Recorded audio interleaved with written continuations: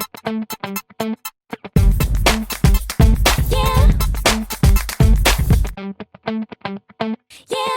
and welcome back to the KenOhwee channel. Welcome to another segment into one of these episodes Let's Talk series, and thank you very much for joining me in another episode. And today we have another special guest. He is the man that is reviewing all the Dragon Ball figures, and if you want to know any information about Dragon Ball action figure reviews, he's the man to go to. Please welcome the one and only Eightysixed Reviews. Welcome to the show. Thank you very much. This is your first time ever revealing your face to the world of action figure community. Right, yeah, exactly. Yeah. Surprise everyone. That's right, yeah, I don't... So for those that don't know, this is Eightysixed Reviews, like what you do and primarily what your channel is about. Maybe do you have any brief introduction to all the viewers out there?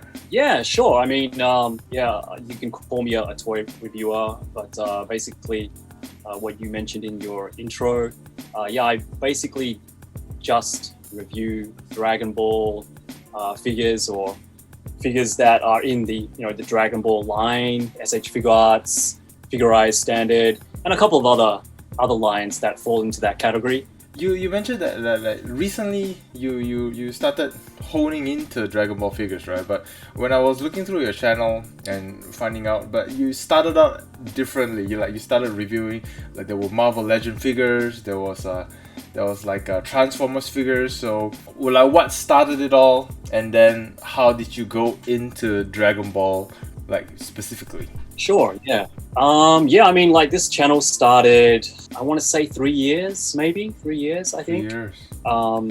Yeah, but it all started, I mean, I think for most reviewers, for most people who, do toy reviews, and I'm sure this applies for you as well. I mean, we do this because, this is our hobby, this is our passion. Yeah. We love action figures, we love this culture.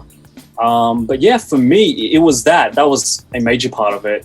And another big part of it was, it has to do with my main job. Like, I am in the design field, but I work for a company that's very corporate and it's very hierarchy based. And I am in the design field, but I don't get a lot of creative freedom because of my job. Everything's really structured. So, having to do, something that, you can't express yourself, being a person that's coming from a creative background, it kind of gets kind of mundane, 9 to 9, you're doing the same thing, you're doing something that somebody else wants you to do. So this was kind of like my creative outlet, so to say. Right. Yeah. I could be my own, my own script writer, my own photographer. Yeah. I could make all the decisions and, just go out there and put out whatever I wanted to put out. But yeah, you're right. I started off kind of reviewing everything and anything that was that I was interested in. But yeah, like for the first year, I want to say that I reviewed almost everything, like Marvel Legends, Transformers, yeah, like the whole lot. But it got to a point where I kind of realized, I don't want to say it's a competition, but it just got too much. And I kind of thought, I didn't want to burn myself out. And it was getting to a point that it wasn't fun anymore. Right. And I was too worried about, I need to get the next review out. This figure's coming in. I got like 4 figures stacked up. I got to get them out, during this week. So, I didn't want it to get like that, and, to still have this, creative outlet be fun.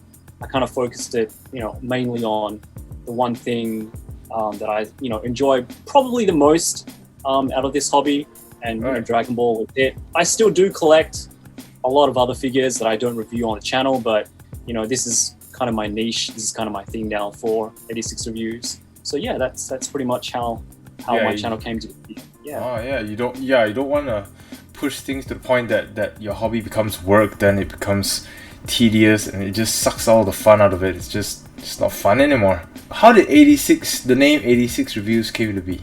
Yeah, I was born in the 80s. I think most of the things that we're interested in, came from the 80s, Transformers, Dragon Ball. Yeah. Yeah, 80s, 86, that's kind of where the channel name came from. So but then going back to your collection, right? Do you remember like the first figure that you collected, or?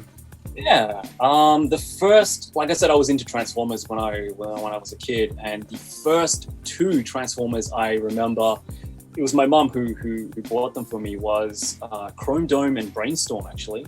Right. Okay. The Headmasters. Yeah, I got those two, and yeah, I fell in love with Transformers, Marvel, especially Spider-Man and Dragon Ball. Those were my main three, I guess, go-tos as a kid, and obviously, as an adult, that kind of carried on. And I'm gonna move my head to the right here, and I don't know if you can see, but on the shelf here, Yeah. this guy here looks a little bit familiar. Oh, This that's was the figure my that I very remember forever food. Yeah, I watched that and I was like, wow, like Ken. Wow. I mean, you also have a figure as well. So this is one of my very first Spider-Man figures, and yeah, like, wow, you have that in common as well. That's my first figure as well. Holy crap! Here we go. It is a great figure though. I mean, for a start, it's so posable. It's just every other Spider-Man figure has to be this posable, this to be great. That was the exactly. Yeah. Wow. And yours looks like you took care of that Spider-Man. Mine is trashed around and like. And you even have the Optimus is that from the Revenge of the Fallen Optimus Prime? Yeah, it is. It's the Masterpiece one. It wasn't the best Masterpiece figure, but yeah, I kept it. I do like the designs from the Bay verse. Not really into the movies too much, but I do enjoy the designs. Yeah. Do you still collect Masterpiece Transformers figures, or have you like slowed down? Or? Yeah, slowed down. Yeah, definitely. I mean, the price for the Masterpiece figures, I don't know if you know, but yeah, they've shot up a lot recently. Oh, really? They released the Masterpiece Optimus Prime 3.0. Okay. Yeah, version to the 2.0, and yeah, with the trailer, how much was that? That was more than I think it was almost $350. Like US. Oh wow, really? Yeah, it's getting pretty expensive trying to keep up with the line. So I've stopped with the Masterpiece, unfortunately. So correct me if I'm wrong. Like I know there's like Transformers from Takara Tomy, and then there's the Hasbro version. And somehow, it's always the Japanese version has a shinier coat to it, and stuff like that. Are they essentially the same figures? Are they almost priced the same? Or is Takara Tomy the more valuable one, or where do they stand? Yeah. In the past, no, you're absolutely correct. They're basically the same figure, just repainted. There will be, like, it depends on the line, but there have been some retools. For example, I don't know if you remember, there was a Transformers series called Transformers Prime. They had like little ports, so you can put like mini figures, mini Transformers on them. But basically, yeah, they're the same. They're the same mold, the same sculpt. They just have Takara usually, and they've kind of strayed away from that now. But they usually do have the more decked out paint job or the more accurate paint job. But yeah, now like I haven't been too much up to date with Transformers, but yeah, they're basically the same, I would say. Yeah. Oh, is it? Because I know for those of the viewers who don't know, you are currently based in Japan, right? I am. Yeah, that's right. So is it is it easier to get those, like, in comparison to getting figures from US? Say, for example, let's say we're not talking about Transformers figures, we're talking about Marvel Legends, for example. Is it absolutely more accessible? Is it as accessible there as it is to get it from the States, or do you normally have to import some particular series from Marvel Legends over? Or absolutely, yeah. Like obviously, I think a lot of people who watch toy reviews or in this community, the big, the big toy companies is obviously Hasbro. Yeah. Marvel Legends is the main one, and yeah, imports for people in the US are imports, like Marvel Legends are imports for us here in Japan, basically. Right. If you switch it around. Yeah. Mafex, or however you want to call it, Revoltech, all the figures that people call imports in the States, I can just run to the store and pick it up pretty much. Right. Yeah. So the price obviously is different as well. I think you'll be looking at like $30 to $50 for a single Marvel Legends, depending on the character. If we're talking, are you talking one to one? Like say it's $20, like one to one, $20 in US. It's 30 to 50 in Japan. Pretty much. Wow. Yeah. Yeah, that's almost like the same as in Aussie. It's like $40 per Marvel Legends figure. So Yeah. and but is it like in terms of, do they import all the characters, like, because like in Australia for say, they only import if there's like a movie attached to it. So any other line apart from that, it's a lot more difficult to get those. Is it the same as it in Japan as well? Exactly. That's why I say from 30 to 50, because if there is a movie attached to it, some local, like we still have Toys R Us here in Japan. They might bring out like 3 figures from, one bath, and those 3 figures will be, for example, Iron Man, Spider-Man, and Captain America, because they were attached to the movie. But the other figures that aren't actually in the movie but are actually still in the line, they won't be imported. And if you want to get those, you'd have to go to a third-party seller, or you'd have to go on Amazon or a specific toy shop that will import them for you, but you'll have to pay the premium, unfortunately. So. Oh, that sucks. And there's a lot of Marvel Legend character that is great too. It's just so difficult to get your hands on, and it's like you almost want to forgo that line just because it's so hard to obtain. Oh yeah. Oh, but at least you got SH Figures and Mayfex to keep you company, so that's that's still all good. That's like the good thing of living in Japan, which I've told you that before. I'm envious. I want to get first hand all the SH Figures and Mayfex figures. It's like, that's so good, man. But in terms of your thoughts on action figure lines, like, do you have a particular favorite apart from Masterpiece, as you mentioned before already?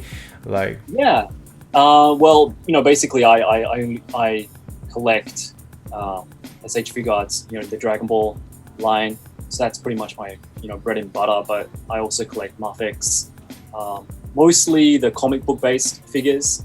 I did collect some of the movieverse figures that they released, but Mayfex has been pretty much killing it in terms of their comic book based figures. I'm really looking forward to them extending the X-Men line. I really like their X-Men figures. I know they got a lot of mixed opinions about Wolverine and Cyclops, but I'm really looking forward. My only issues were the Mayfex disease that they have. Oh yeah.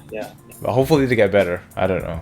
Yes. But what about like stuff like, because I see you have you've got and I see you like building stuff. So you had like the Mini Plar series. You had the Figure series, and are you a fan of that or as well? Are you into building kits and figures like that? Yeah, definitely. One of the first, besides Transformers, Marvel, and Dragon Ball, one of the first, I guess, model kits that I collected was Zoids. I think I talked to you about that before.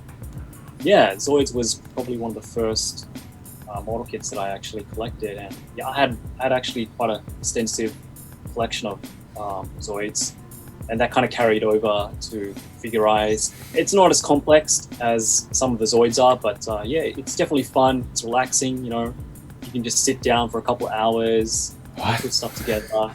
Yeah. Relaxing. Oh, that was definitely a word I would not have. I know some people find it relaxing. I'll be breaking it in half already by the midpoint. It's like, why can't A connect to B? It's just it's not for everybody, but definitely. Then do you build Gundam figures as well, or like? I never really got into Gundam, unfortunately. Zoids, but not Gundam. Yeah, Zoids, but not Gundam. I don't know what it is. Did you try, or have you tried one figure and thought?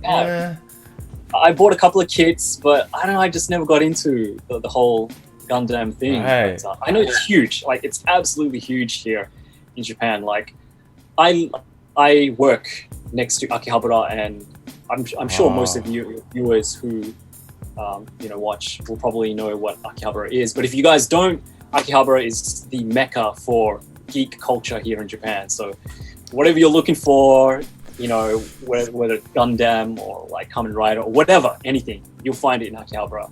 And I just drop by, and there will be like, walls and walls full of like Gundam kits, parts, whatever. So Yeah, I've been it's to heaven. Akihabara.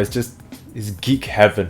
In terms of, let's say, talking more into a collection, like what is there like the most difficult Zoid figure that you've owned and that you could remember, like you thought, oh, this is tough but so worth it, that kind of feeling? Okay. Yeah, I think people who collect Zoids, they will know that one of the holy grails for Zoid collectors is the original release of Iron Kong Mach 2.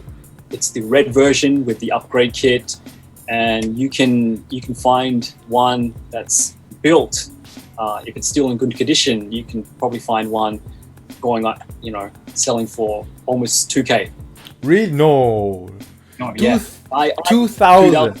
Yes, built. So if it was mint unbuilt, it'd obviously go for a lot more. But And you have the built version? I did. I actually picked one up. I found one randomly in Akihabara like several years ago, and I was really lucky because the shop that sold it didn't know it was what it was at that time. Yeah, and I was just really surprised at what they were selling it for. But yeah, I picked it up and cleaned him up. And yeah, I still have that figure with me, and it's one of my treasured pieces in my collection. Oh, you still have it? Oh, that's good. I do. Because when you said the word I was like, oh, did he sell it? No, it doesn't exist anymore. If I had to ask you the question, like, is that then your most valuable like collection? Yeah, in terms of value, price, I guess. Probably, like in terms of value, yeah, probably. In terms of sentimental value, probably. Probably this guy or the original, like Marvel Toy Biz, Marvel Legends. What was that? McFarlane Spider-Man. I know it's not officially McFarlane Spider-Man, but yeah. So, wow, you have a lot of. I picked that up from. So yes. You should share all those in Instagram, like your most valuable collection. And I'll be looking forward to see the Red Kong one. That'll be interesting to see. Yeah, definitely. I might take some pictures and post them up. That'll be nice. I see you have a lot of cameras behind you. Is that what you use for your videos, or do you alternate? Like, what's happening behind there? Yeah, that's right. Basically, I use this one for shooting video. It's the Canon 80D. Oh, okay. And for photos, I use a Nikon D7100. And yeah, I kind of alternate between lenses. But yeah, I kind of got into, I wouldn't say that I'm a photographer or anything like that, but I do some photography and some video work for my job. Yeah. So that kind of carries over to YouTube and what I'm kind of interested in as well. But definitely right. Having a decent camera to work with is definitely a nice perk, I guess, and it makes things a little bit more fun. You can kind of get angles and different perspectives and kind of play around with the settings. So yeah. Do you use like a macro lens for when it comes to YouTube for action figure reviews, or do you alternate between like the zoom lens, and is there a particular lens that you use? Yeah, at the moment for photos, I use a manual 50mm, and I have a filter for it, a zoom filter for it, so to get in those closer shots. But yeah, basically, a 50mm for most of my photos. Yeah. If it's alright with you, are you willing to share like what kind of softwares do you use for like editing and all that, or? Sure. Yeah, I use Adobe Premiere and After Effects. Oh, you use After Effects as well? I do. Yeah. So, I mean, I think for most of my videos, I try to be consistent, but there'll be times where I want to try a new effect or I want to try something different. So I think for most of my videos and people who are regular viewers will kind of find that there are times where I kind of stray off the regular format because I want to try something different with After Effects, or I want to put in something a little bit, put a spin on the video that I'm working on. So right. Yeah.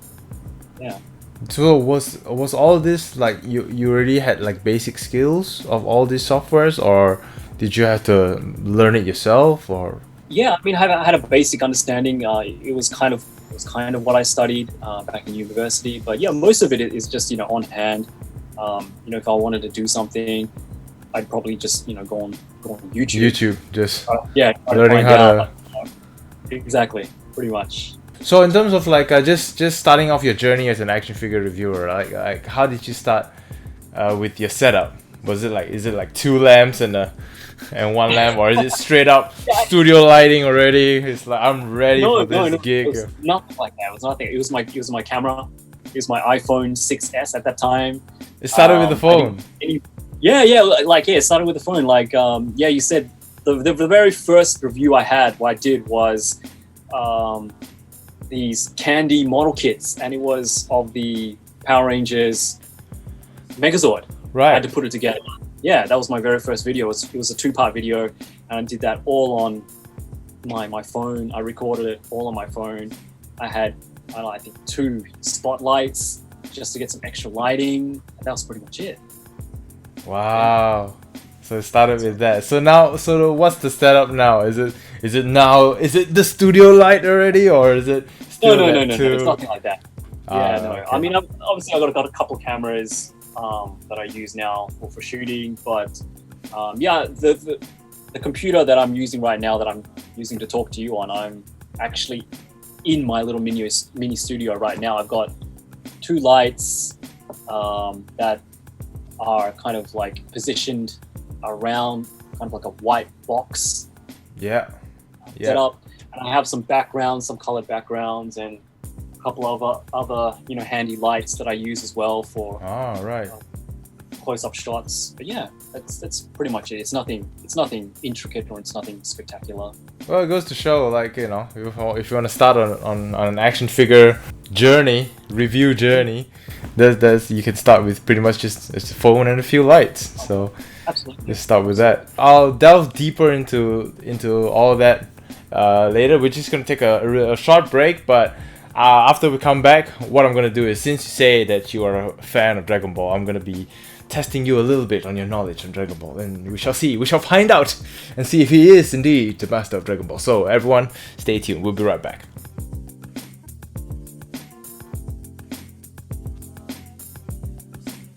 Hello and welcome back, and welcome to another segment. And for this segment, we will test the knowledge of 86 Reviews. So we'll just go through like just 10 questions that I did not Google at all. This came straight from my own brain, because I am that. So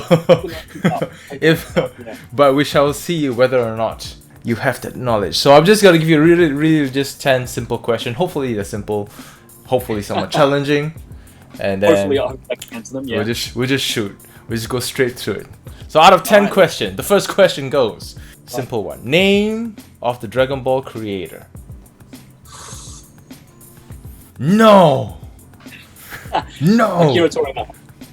Simple. Easy. There we go. 1 point. There you go. And give it to you. Right. It's free. Second, what is the name of Goku's wife, and at what age did they meet? Okay, Chichi. Okay. Yes. And at what age did they meet? Can I just say when they were kids? I'll accept that. That's fine. The exact. If you want the golden point, it will be if you said 12 years old. I would have given you the golden point, but still. Okay. Right, yeah. 12 years old. So yeah, of course. That's why kids like 12 and below, they're still kids, so it's acceptable. So the third question, in the Dragon Ball Z series, what did Videl wanted Gohan to teach her? Oh, okay. She wanted. Oh man, I don't know if this is correct or not, but the only thing that comes to mind was she wanted him to teach her how to fly. Exactly. Bingo. Simple. So far, so good. It's been really easy. Woo. Hasn't it? It's like, yeah. I bet those Dragon Ball fanatics are going like, dude, you don't even know what you're asking. It's like, these are simple questions. So you should be giving really curveballs. Alright, I'll try to amp it up. Okay, number 4. What is Dr. Giro's android number? I'm not sure if I butchered that name. Okay, Dr. Gero. Okay, yes. Yeah. His android. No, his android number is. Would you like a multiple answers? Sorry, would you like multiple answers? Sorry. Friend? Yes, you can if you want to. I'm gonna say.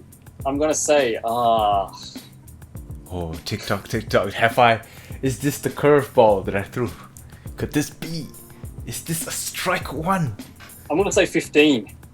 Because you look like such a nice guy, I'm gonna give you a chance to change your answer.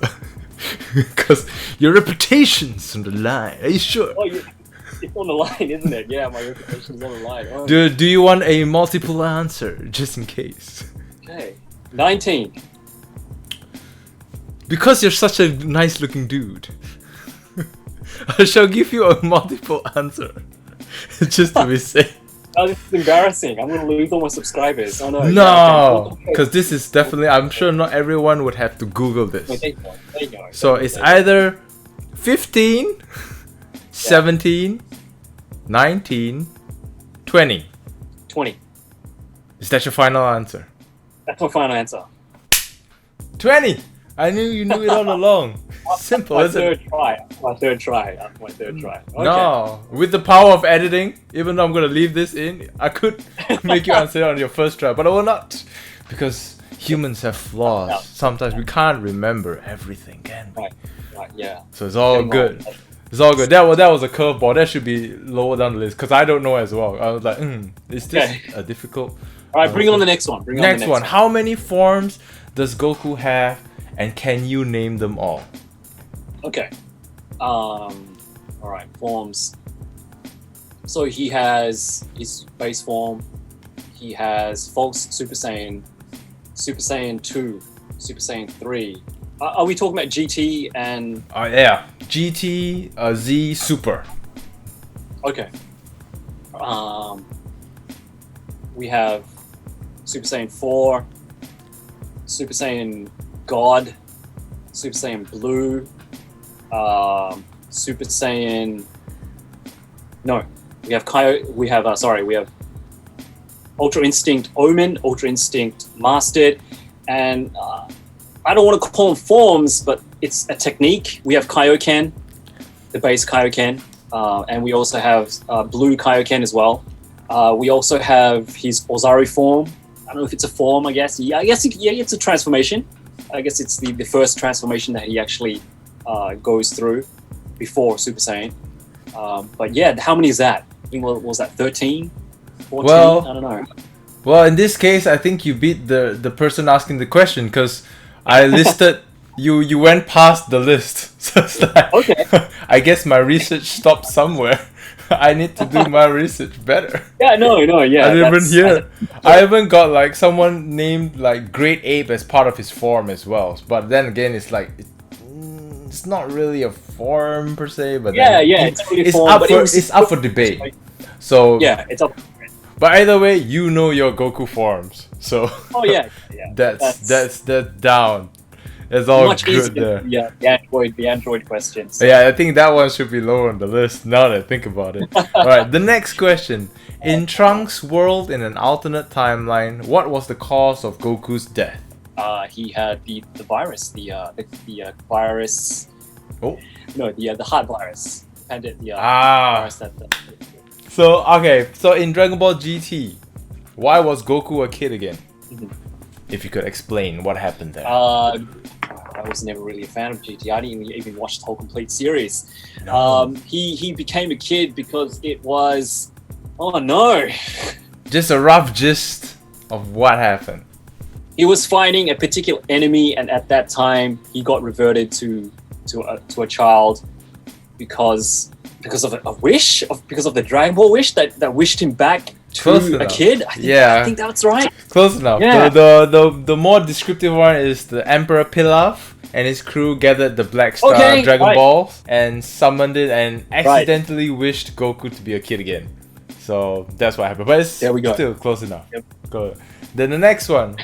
What was Android 17 and 18's real name before they were androids? Yeah, Azul and... 17 and 18. No, it's on the tip of my tongue. Oh. Give me the multiple choice. Okay. So, we have Cecilia and Celine, Liz and Lizzie, Lapis and Lazuli, Robin and Marion. That's the one. Lapis. That's the one. The moment you hear it, That's the one. it's like, That's the one. Yeah. how? I didn't even know. I was like, what? They had real names? Yeah. No. Yeah. They were brother and sister. They are androids, but they're not really androids. They're upgraded humans, so they can still have kids. That's why 17 still has. Sorry, 18 still can give birth to a child. Yeah, I didn't understand that when I was a kid. Yeah. Yeah. When you were a kid, you were like you hear them as androids, and then next thing you know they had kids. It's like, how did you know Krillin have kids with an android? That's interesting there. There we go. So anyway, okay, next one. Frieza had an elite team of mercenaries serving him. What is the name of this team? And can you name all the members? Yeah, Ginyu Force. You got Captain Ginyu, you got Berta, you got Raccoon, you got Jeez, and you have Guido. And you think this would be a tough answer, but hey, just like that. No. That's like simple. How do you remember that? Okay, last question. Sorry? Ginyu Force was your favorite? Sorry? Yeah, Frieza arc was my favorite arc in the series. I should have bring in more questions from the Cell arc or Boo arc then. Next interview, hopefully. Okay. I'll bring more couple. The last question. How many times did Goku die in the Dragon Ball Z series? And when was it? The Z series. Raditz, Cell. Is that your final answer? I think that's all I remember. Yeah, Raditz and Cell got shot through by Piccolo, and he blew himself up to save everybody else from him blowing himself up with that whatever. Yeah, 2 times. Awesome job, man. 10 out of 10, including the Giro one. 10 out of 10. That's what you get. After you publish this interview, I'm gonna lose like probably half of my subscribers. Nonsense. From, getting I don't know how the Android question. Is the androids the one that threw you off guard? Yeah. The androids. Yeah, both Android questions, and they're both Android questions. Yeah. 17 and 18. It's such a short. It's just a short like arc though. Like it's like a lead up to Cell, and the like, or at least for me, I only remember like Frieza, Cell, Boo. That's like the most prominent arcs for me. So anything from there is like easily, and then the rest is just a filler. It seems like a filler arcs. Right. But either way, you still got it. So the next time I'll expand it to 20 questions. We'll see what the comment says about my ability to even ask Dragon Ball Z questions. I might get it worse than you. I might lose all my subscribers for just asking you all this like really, easy questions. I hope not. But either way, you did great, man. Yeah, so thank you for playing this. And we're just going to take a short breather so that all of us can breathe from this tension of a quiz. So and then when we come back, we'll ask you more about life in Japan topic. So stay tuned, everyone.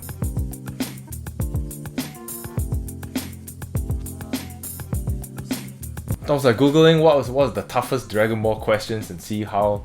But damn, you know a lot of Dragon Ball.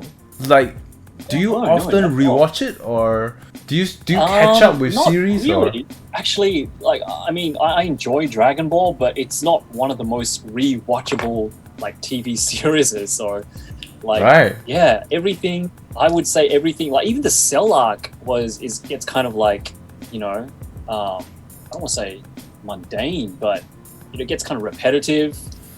There's like a lot of filler. Right. Like the animation, it kind of like jumps, from the quality. It's because there's so many animators that actually worked on the actual series, and they had to outsource a lot of outsourced artists, comic artists, animators during that arc. But watching some of especially you can especially tell during the Cell arc that they use a lot of different artists for even just one episode. They had like probably four or five artists on that just one episode, and you can tell like frame from frame, like the quality just drops significantly. And then the next episode you have like really good amazing artwork. So yeah, the Right. consistency. Okay. Definitely not one. Dragon Ball is. I So guess, what is the most rewatchable like show for you? rewatchable show? Yeah. Rewatchable show. Like if you say cause you say Dragon Ball isn't as rewatchable, then Yeah, do you yeah. have like it doesn't have to go to animes or anything, like just out of curiosity, like Probably, I think the most times I've watched a particular series would probably be. Okay, what holds up well even now is the 90s Spider-Man animated series, X-Men animated series, I think. yeah. Those were pretty good. I know a lot of people dislike Beast Wars, but for Beast Wars, for me, that was one of the best Transformers series. Oh, me too actually. I know Yeah. people I was surprised people don't like it, but actually Yeah, stories really good. I really enjoy that. So and it was something different, like out of left field, like because Transformers is really about vehicles, and then next thing you know, it's about animals now. And exactly. Rat Yeah, Trap and was a highlight for me. Yeah, it ties in so well with G1. All right. So, but is that the series that you watch? Like, is there a series that you can watch again and again? Like, do you still do that, or because of I understand with with working, you only have like a finite amount of time to actually rewatch stuff. But if you were to go back and if you choose, say, one or two series that you could watch again, like apart from Beast Wars, like, is there any other that you have in mind? Beast Wars. Okay. I kind of pick and choose particular story, particular episodes, but I don't know if you know the animation Rurouni Kenshin. Oh really yes, enjoyed yes. I'm not. To be honest, I'm not an anime kind of person. I read mangas a lot. So Okay, right. so which arc are you referring to in Rurouni Kenshin? Everything up until Chichio.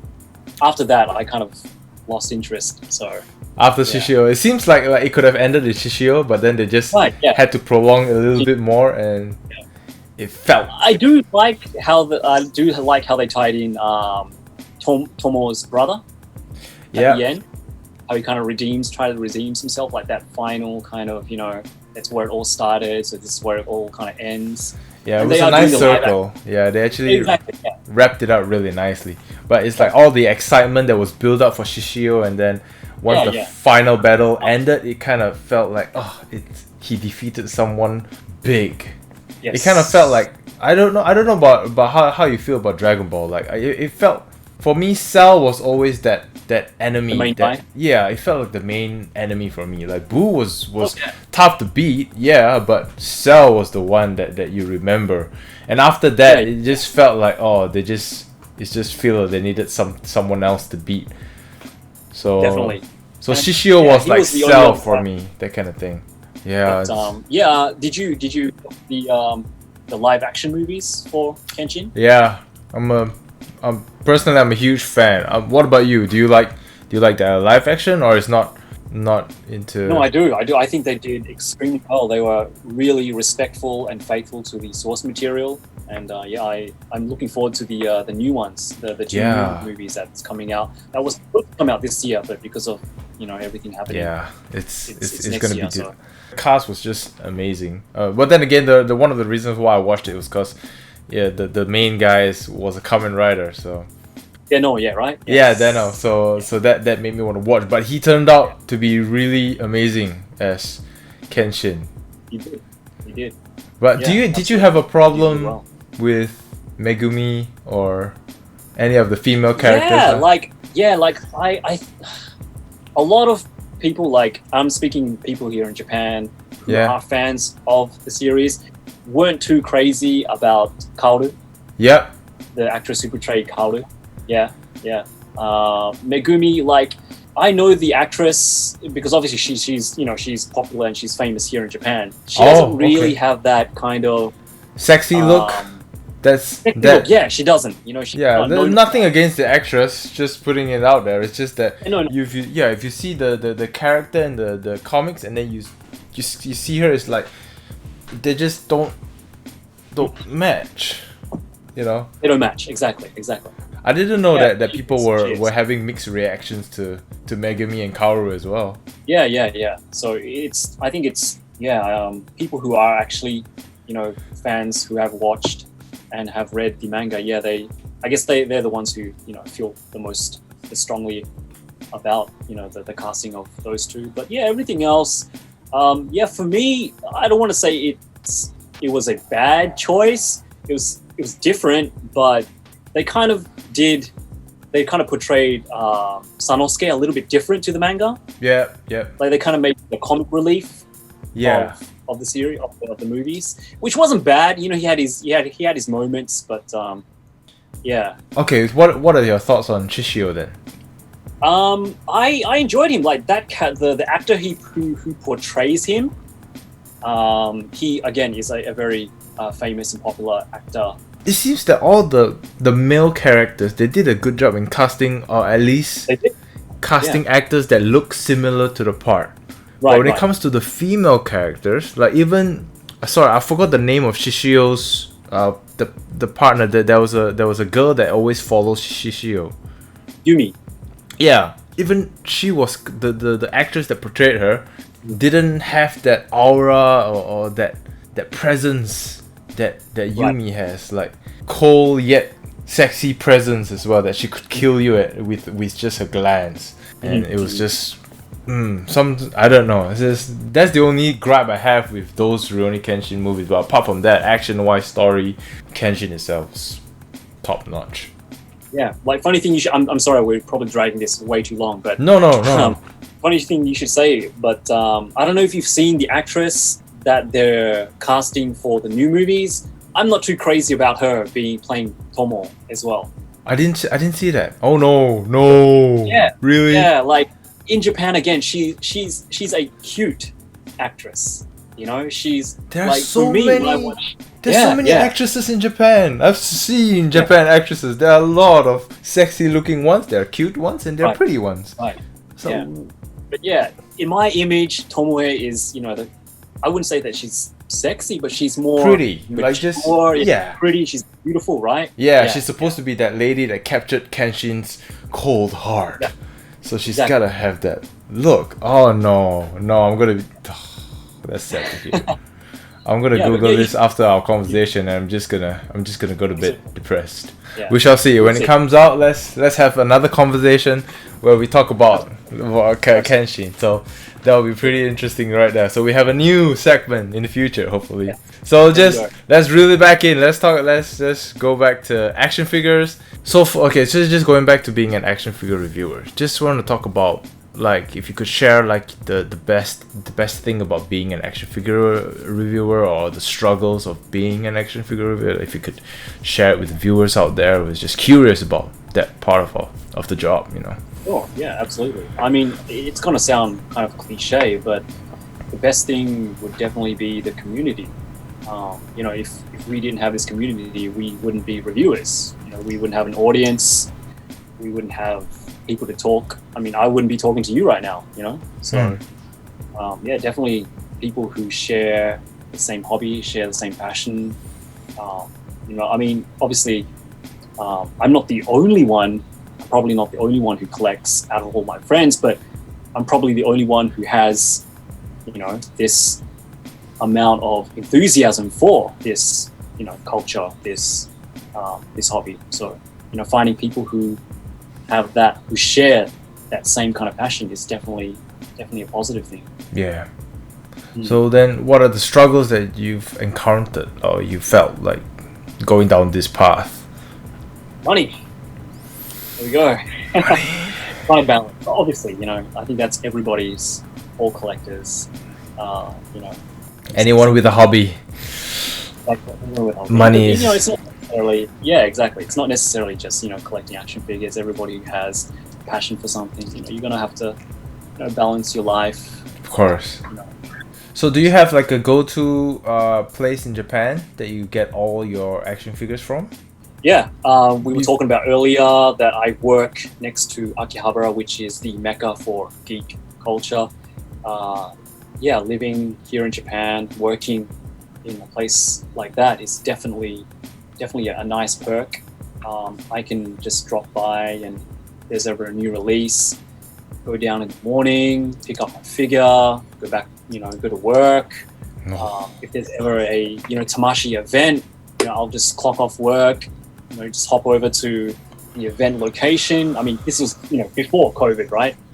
And attend the event. Yeah, it was definitely Akihabara. There's another place that people might not be too familiar with, but we were talking earlier about Mandarake. Yep. And that's a shop where they resell and sell, action figures from, all different kind of lines. But there is the main Mandarake in Akihabara, but there's also a really huge one in Nakano. Yep. Another place in Tokyo. So that's a really good place to go to if you ever come to Japan. So definitely recommend it. I just realized I've been saying it wrong. Thank you for that. I'm always learning something new. So no. Like the first time I said, I was like Mandrake. I'm pretty sure it's like Mandrake. No. Oh, thanks. Okay, Mandarake. Okay. My friend's like, what are you saying? It's like Mandarake. I was like, oh yeah, that's it. So that one. Yeah. When you first said it too, I'm like, is that what we were talking about? And then it just hit me. It's like, oh, dude, you've been saying it wrong all this time. So thank you for that. Appreciate it. So okay, then talking about, so if let's say you go to Akihabara, apart from the toys, right? What's the one food that you should eat in Akihabara? Do you have any recommended places? Every time I go to Akihabara. Yeah. Oh yeah. Every time I go to Akihabara, if I spend like a day there, if I want to go around, check out all the places that I usually go to. If I have time, I will stop off at a ramen restaurant that I usually go to, and it's probably the only one that I go to in that area. But Tokyo, obviously, Japan has a lot of, really fantastic ramen restaurants, but the one that I go to in Akihabara, is definitely very good. Do you have a name? It's one of those places that, Do you have a name of that place? Or? I'll have to find out for you. But we shall keep it a secret from the viewers so that no one visits that place. It's like a secret treasure. So I just want it to be just for me. Yeah, it's kind of hard to find. Oh, really? It's like in alleys and stuff like that. Alley, yeah. That's where the best food comes from. It's always that little treasure right in the alley somewhere that like tourists will never be able to find it. You gotta know a local to be able to find this treasure. So hopefully in the future. Do you then have like a top 5 Dragon Ball action figures in your mind? I already see 2 up there. I'm assuming they're up there because they're favorites. No, they're up here because I was probably using them for review. I think. Okay. Everything else I kind of keep in mind. Yeah.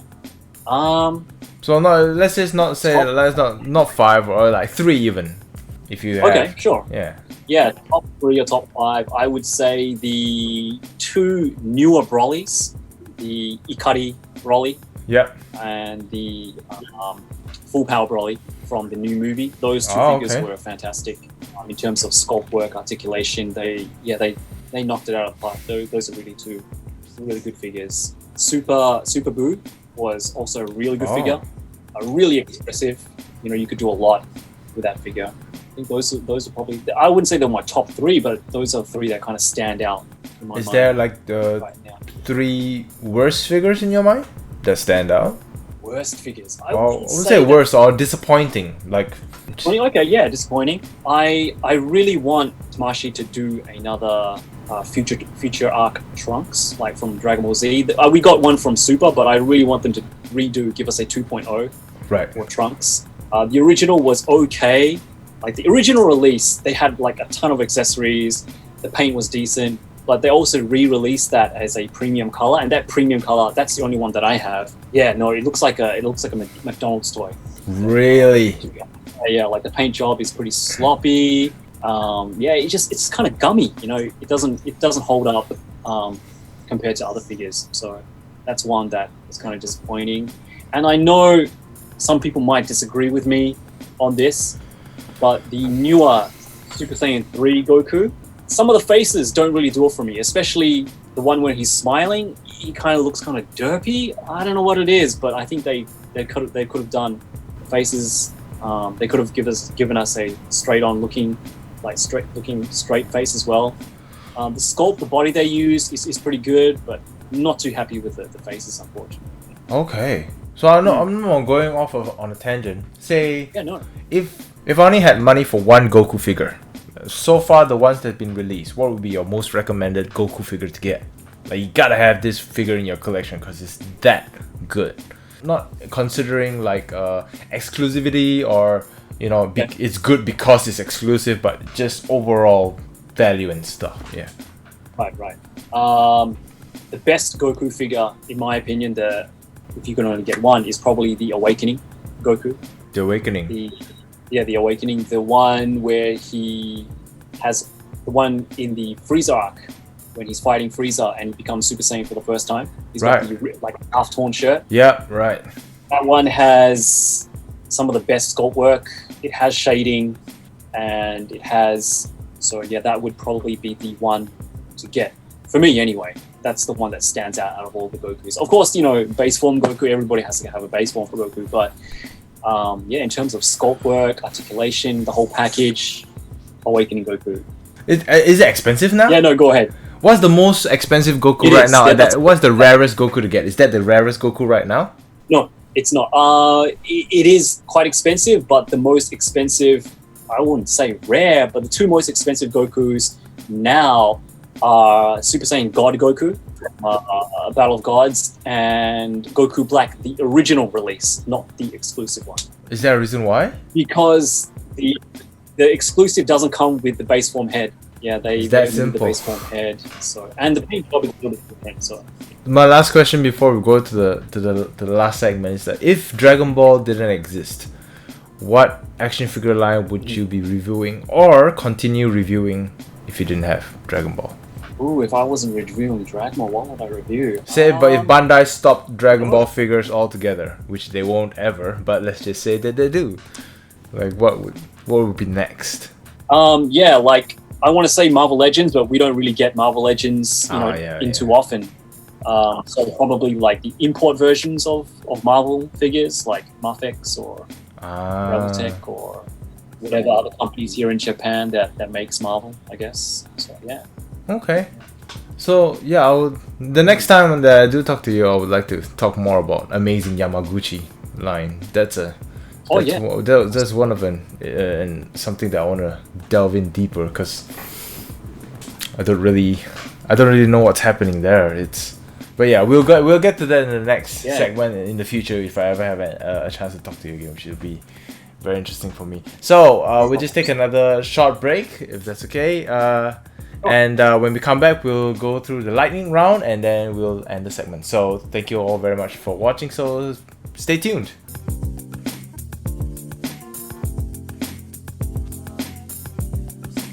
Hello and welcome back to the final segment of today's episode. Thank you very much for staying tuned. And what I'm going to be doing in this lightning round, if you guys have not watched the previous episodes, I'm just going to ask you, I'm just going to give you one word and then you can give me your first thoughts. It doesn't have to be only a word, it could be a sentence or one word, it's up to you. So just clear your mind and let the first thought come to your mind flow through your mouth. So first thing, SH Figuarts. Dragon Ball. Mafex. Mafex. Figurize. Dragon Ball. Super Mini Pla. Power Rangers. Amazing Yamaguchi. Revoltech. Marvel Legends. Spider-Man. Takaratomi. Masterpiece. Dragon Ball. Goku. Transformers. Optimus Prime. And lastly, 86 Reviews.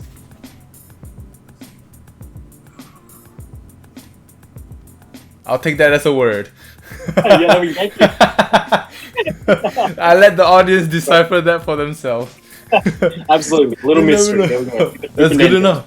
It's a good words of wisdoms through the sound of the wind of 86 Reviews. So, last words to the people watching. Sure. Do you have any advice for anyone wanting to be an action figure reviewer in the future? Yeah, absolutely. I mean, I think you'll probably hear this from everybody who does this. But yeah, I think just enjoy it, you know, as much as you can for every aspect of it, you know, whether it be, you know, the collecting, you know, the community, meeting new people, you know, just, you know, sitting down, enjoying a figure, you know, on a weekend, going to conventions, whatever, just enjoy it, share, you know, whatever you have from you to the community and have fun. Yeah, that's all I can say. Awesome. Thank you very much, 86 Reviews. Thank you so much for coming to this episode. Once again, I really appreciate it, and I'm really grateful for you taking your time and spending the night having a conversation with me. I really appreciate it. I'm grateful. It was a pleasure. And I had a lot of fun. I had a lot of fun as well. Thank you so much, and thank you to everyone who's watching to this end. So to everyone, I'll leave all the links in the description down below if you want to check out 86 Reviews. And with that all said, have a good night, have a good week, stay safe, wash your hands. Thank you everyone. Thank you 86 Reviews. I'll see you guys next time. Bye. To watch more, click here.